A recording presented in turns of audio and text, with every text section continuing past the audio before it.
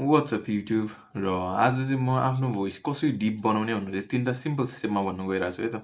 न 3टा simple step तर 3टा simple trick चाहिँ सिकाउँछु है त। पहिलो भनेको किप योर बडी रिल्याक्स्ड होइन।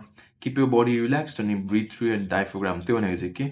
सास फेर्ने बेला हामी नर्मली फेर्दाखेरि हाम्रो छाती फुलिन्छ नि त होइन? सास फेर्दाखेरि हाम्रो छाती पनि बडी पनि फुलिन्छ जस्तै कि भइरहेछ मेरो बडी मुभ भइरहेछ नि। त्यो चाहिँ नगर्ने है। सुरुमा सास फेर्दाखेरि you just move your belly होइन। आफ्नो पेट मात्र हल्लाउने जति सास फेर्यो भने अनि आफ्नो छातीबाट सास फेर्दाखेरि चाहिँ मेरो अफकोर्स मेरो पनि भोइस हल्का थिन चाहिँ हुन्छ होइन, हल्का पातलो हुन्छ तर when I breathe through my diaphragm होइन मैले मेरो पेटबाट सास फेर्दाखेरि चाहिँ मेरो भोइस अलिक डिप हुन्छ क्या।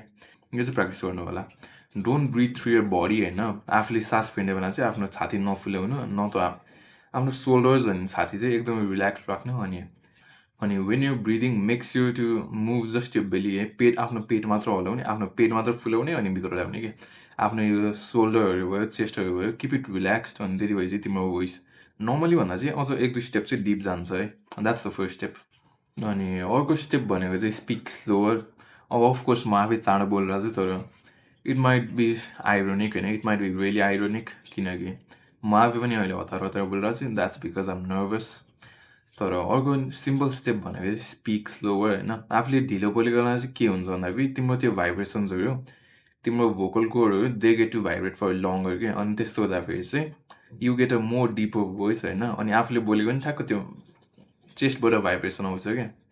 अनि अघि नै भने जस्तै make sure to breathe through your diaphragm होइन। आफ्नो पेटबाट ब्रिथ गर्ने अनि आफ्नो पेटबाट सास फेर्दाखेरि चाहिँ आफ्नो पेट मात्र हल्लाउने सास फेर्दाखेरि त्यस्तो गर्दाखेरि चाहिँ आफ्नो नर्मली भाइब्रेसन चाहिँ यहाँबाट हुन्छ होइन when you speaking in a normal tone.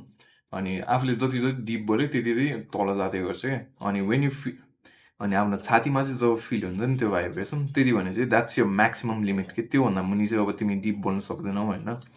तर भोइसको डेप्थ मात्र चाहिँ सबै कुरो होइन। यो भोइस मस्ट बी क्लियर तर हल्का डेप्थ त चाहिन्छ होइन। भोइस डिप पनि हुनुपर्छ तर make sure to not overdo it किनकि भोइस फेरि धेरै धेरै डिप पाऱ्यो भने नि आफ्नो त्यो क्ल्यारिटी हराउँछ क्या। र अर्को सिम्पल स्टेप भनेको चाहिँ आफ्नो यो चिन छ नि आफूले बोल्दाखेरि चिन थोरै निहुराउने है। लाइक नट टु मच होइन तर थोरै निहुरायो भने यसले पनि धेरै असर पार्छ क्या। किनकि आफ्नो यो माथि तन्किँदाखेरि चाहिँ आफ्नो यो भोकल कोर्ड्सहरू स्ट्रेन्ड हुन्छ क्या। यो यहाँको रुद्रघन्टी भन्छ त त्यो अलि स्ट्रेच हुँदाखेरि अलिक टाइटन हुन्छ अनि त्यही भएर इट कान्ट भाइब्रेट मच के। अनि त्यही भएर आफ्नो यो चिनलाई चाहिँ तल राख्दाखेरि यो आफ्नो त्यो भोकल कोर्ड्सहरू चाहिँ they can resonate a bit more होइन। अनि त्यही भएर make sure to do that. अनि यो simple tip don't try to force यो भोइस। आफ्नो आवाजलाई फोर्स चाहिँ गर्न नखोज्नु। लाइक फर्स्टमै फोर्स गऱ्यो भने त्यो प्रोग्रेसै हुन्न कि।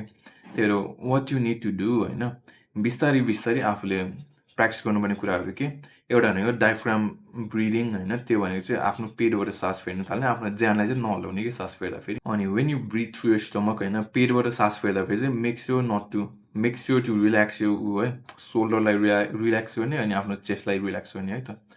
That's all. अनि आफ्नो चिन थोरै टकिन गर्ने। अनदर सिम्पल टिप होइन स्टे हाइड्रेटेड। अब यदि डिहाइड्रेटेड छ भने अफकोर्स आवाज त हुँदैन त्यही भएर